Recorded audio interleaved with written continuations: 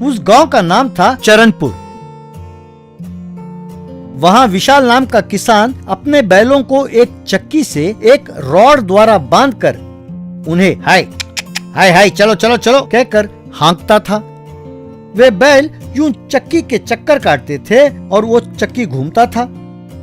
तब विशाल उस चक्की में गेहूं डालकर पीसता था। उस आटे को बोरियों में डालकर मार्केट जाकर आटा ले लो आटा, चक्की फ्रेश आटा, ताजा ताजा आटा, आओ भाई आओ कहकर बेचता था।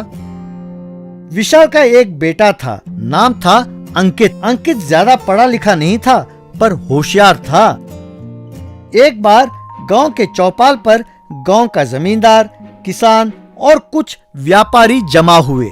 तब जमींदार, अपने गांव में पीने के लिए पानी नहीं है, एक वाटर टैंकर बनाना होगा, बच्चों के लिए एक स्कूल बनाना होगा। यूं अपने गांव में बहुत सारी समस्याएं हैं, उन सब को दूर करने के लिए एक मौका मिला है।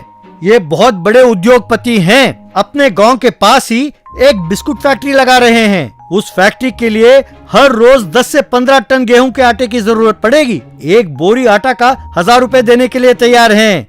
जितने बोरियां उतने 1000 रुपए। पर कहते हैं कि जो किसान 100 बोरी दे पाएगा उसी से एग्रीमेंट साइन करेंगे। बोरी का 1000 रुपए तो बहुत अच्छा दाम है। मार्केट जाकर मेहनत करके बेचने से अच्छा इन्हें बेचना है। पर 100 बोरी चक्की फ्रेश आटा कैसे मुमकिन है, मुझसे नहीं होगा कहकर चिंता में पड़ गया। तब जमींदार, क्या हुआ, कोई आगे नहीं आ रहा है क्या? हम में से कोई भी 100 बोरी चक्की फ्रेश आटा नहीं दे सकता कहकर पूछा। तब विशाल, जमींदार जी, हमारे गांव में किसान 50 से 60 बोरी तक तैयार कर सकते हैं, 100 बोरी मुश्किल है। अच्छी तरह सोच लो, कह रहे हैं कि चाहो तो एक बोरी पर 100 रुपए और बढ़ा देंगे। पास ही खड़ा अंकित, जमींदार जी उनसे पूछिए कि क्या वो एक बोरी का 2000 देंगे, मैं उन्हें 100 बोरी सप्लाई करूंगा। ये बात सुनकर वहां के किसान हैरान हुए। उस रात को विशाल अंकित से, बेटा 100 बोरी कैसे देंगे हम दिन रात एक करके काम भी करें तब भी 100 बोरी नहीं तैयार कर सकते। पता नहीं पिताजी, कैसे करूंगा नहीं जानता, पर इतना जानता हूं कि यदि किया तो अपने गांव की समस्याएं दूर हो जाएंगी। अगले दिन अंकित अपने पिताजी को बैलों की मदद से चक्की पर आटा पीसते देख रहा था। तब अंकित ने मन में, 100 बोरी चाहिए तो चक्की को तेजी से घुमाना होगा। यूं तेजी से घूमने के लिए बैलों को तेजी से दौड़ना होगा, पर वे ज्यादा देर तक दौड़ नहीं सकते। यूं सोच रहा था कि उसका दोस्त सुबोध आया। हेलो अंकित, देखा मेरा नया बाइक कहकर दिखाने लगा। अंकित उस बाइक को देखकर, है यार, बाइक तो बहुत बढ़िया है। हाँ यार, बहुत बढ़िया है, काफी तेज जाती है, ज्यादा लोड भी खींचती है। तब अंकित को एक आइडिया आया। तुरंत अंकित ने उन बैलों को हटाकर उस रॉड को बाइक से जोड़ दिया। बाइक को स्टार्ट किया, बस बाइक तेजी से चक्की के चक्कर लगाने लगी। चक्की भी तेजी से घूमने लगी। उसे देखकर, अरे वाह, ये आइडिया बहुत बढ़िया है यार। बाइक को चक्की से बांधा तो चक्की भी तेजी से घूम रहा है, तो हम 100 बोरी नहीं 200 बोरी भी देने के लिए तैयार हो सकते हैं। यूं सारे किसान चक्की से बाइक को बांधकर ज्यादा बोरी आटा तैयार करने लगे। उनकी गांव की समस्याएं भी दूर हो गईं। एक वाटर टैंकर बनवाया, एक स्कूल भी बनवाया। इसीलिए एक छोटी सी आइडिया से बड़ी समस्या को भी दूर किया जा सकता है। एक गांव में ब्रह्मचारी नाम का एक युवक नौकरी की तलाश में घूम रहा था। एक दिन अखबार में इश्तेहार छपा था, जेबी मोटर्स को अकाउंटेंट चाहिए, तनख्वाह 20,000, क्वालिफिकेशन एमकॉम। उसे देखकर ब्रह्मचारी ने तुरंत फाइल लेकर जेबी मोटर्स के दफ्तर गया। वहां एंट्रेंस पर एक आदमी झाड़ू मार रहा था। उससे, भैया जेबी मोटर्स में नौकरी के लिए अप्लाई किया था, आज एमडी ने मुझे इंटरव्यू के लिए बुलाया है। तुम शादीशुदा हो? ऐसे क्यों पूछ रहे हो भाई? क्यों? अंदर जाओगे तो अपने आप पता चल जाएगा। जाओ जाओ, अंदर एमडी ब्रह्मचारी का पूरा फाइल देखते हुए, नाम ब्रह्मचारी, उम्र 25 साल, क्वालिफिकेशन M.Com फर्स्ट क्लास, सब बढ़िया है, पर यह कैसा नाम है ब्रह्मचारी? वैसे तुम्हारी शादी हुई है? शादी यानी सर वो कुछ कहने ही वाला था। सोच क्या रहे हो? तुम्हारी नौकरी पक्की है। अगर शादीशुदा हो तो एसी कमरे में बैठकर कंप्यूटर के सामने अकाउंट्स का काम करोगे। अगर शादीशुदा नहीं हो तो ऑफिस के बाहर झाड़ू मारोगे या टेबल साफ करना, वॉशरूम साफ करना जैसे काम करोगे। उसे देख रहे हो? वो MBA गोल्ड मेडलिस्ट है, पर बेचारे की अब तक शादी नहीं हुई, इसीलिए ये काम कर रहा है। सर मेरी शादी हो चुकी है सर, मैं शादीशुदा हूं। मेरी पत्नी का नाम है रमणा, बहुत अच्छा नाटक करता है। क्या तुम्हारी पत्नी का नाम रमणा है? नाटक करता है? ओ सॉरी सर, रमणा नहीं रमणी है। बहुत अच्छा खाना बनाती है sir. Very good very good, तुम मुझे पसंद आए। जाकर आराम से एसी में बैठकर अकाउंट संभालो। शादीशुदा होकर भी ये कैसा नाम? अब से मैं तुम्हें B4 करके बुलाऊंगा, ठीक है? All the best. एक दिन एमडी ने ब्रह्मचारी को बुलाकर, सुनो B4, कल शनिवार को मैं और मेरी पत्नी मंदिर जा रहे हैं। तुम भी अपनी पत्नी को लेकर मंदिर आ जाना। हम सब मिलकर दर्शन करेंगे, फिर होटल में जाकर खाना खाएंगे, ठीक है? कहकर चला गया। हे भगवान, अब मैं क्या करूं? लगता है वो यूं ही झूठ बोलने वाले को चेक करता रहता है। बाद में ड्रामा आर्टिस्ट रमणा से मिलकर अपना पूरा परेशानी बताया।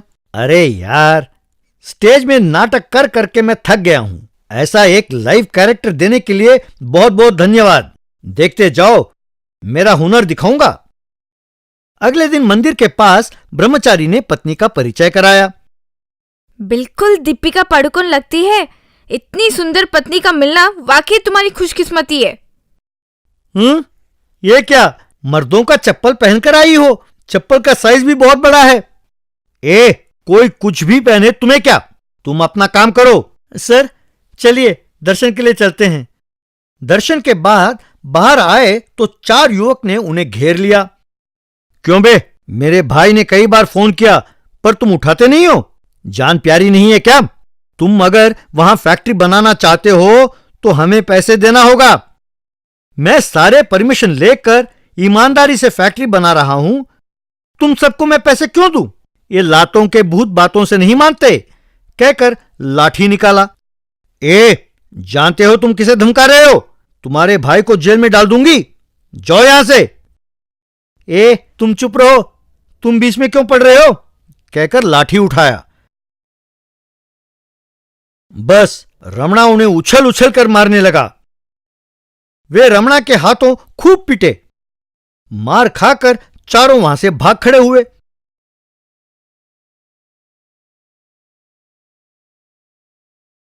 उस फाइट में रमणा का विग कहीं जाकर गिर गया।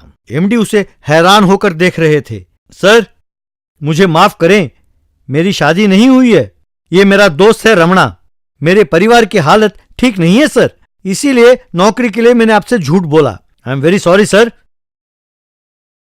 तब से एमडी में बदलाव आया और वो सबके साथ अच्छा व्यवहार करने लगा। ये जलंधर नाम का गांव है। इस गांव में सुजित नाम का पहलवान हुआ करता था। एक बार सुजित एक एस्ट्रोलॉजर के पास जाकर, गुरुजी, आज मैं प्रतियोगिता के लिए जा रहा हूँ, जीतूंगा कि नहीं बताइए ना। एस्ट्रोलॉजर ने कुछ गोले फेंककर 1 2 6। हाँ सुजीत, आज प्रतियोगिता में तुम्हारी जीतने की संभावना कम है। एक तरफ तुम पे शनि का साया तो दूसरी तरफ राहु, मुश्किल है। ये बातें सुनकर सुजीत मायूस हो गया। प्रतियोगिता में प्रतिद्वंद्वी बहुत बुरी तरीके से सुजीत को हरा दिए। सुजीत को बहुत चोट लगी और वो घर आया। घर पर उसकी पत्नी गौरी उसका ये हाल देखकर, ओ जी, पता है आप क्यों हारे? क्योंकि आपने उस ज्योतिषी की बात मानी। ये बातें सुनकर सुजीत को गुस्सा आया। अपना मुंह बंद करो, उस ज्योतिषी के खिलाफ एक शब्द मत कहो, वे बहुत महान हैं, कहा। गौरी को समझ आ गया कि उसका पति अब किसी भी बात का यकीन नहीं करेगा और वो चुप हो गई। अगले दिन सुजित फिर एस्ट्रोलॉजर के पास जाकर, गुरुजी, जैसे आपने कहा वैसे ही हुआ। कहिए स्वामी, क्या मैं अब कभी स्टेट चैंपियन नहीं बन सकता? जरूर बनोगे बेटे, लेकिन कुछ समय लगेगा। 2020 में एक चमत्कार होगा। तब तक तुम किसी भी कुश्ती की प्रतियोगिता में ना जाओ तो बेहतर होगा। फिर तब तक मैं क्या करूं स्वामी जी? इस गांव में बहुत सारे तुम जैसे दुखी लोग हैं, तुम्हें उनकी मदद करनी होगी। कल से तुम गांव जाकर मेरे बारे में और मेरी महिमा के बारे में सबसे कहो, और तुम्हारा साथ देने मैं अपना सबसे प्रिय भक्त गोल्डमैन को भेजता हूं।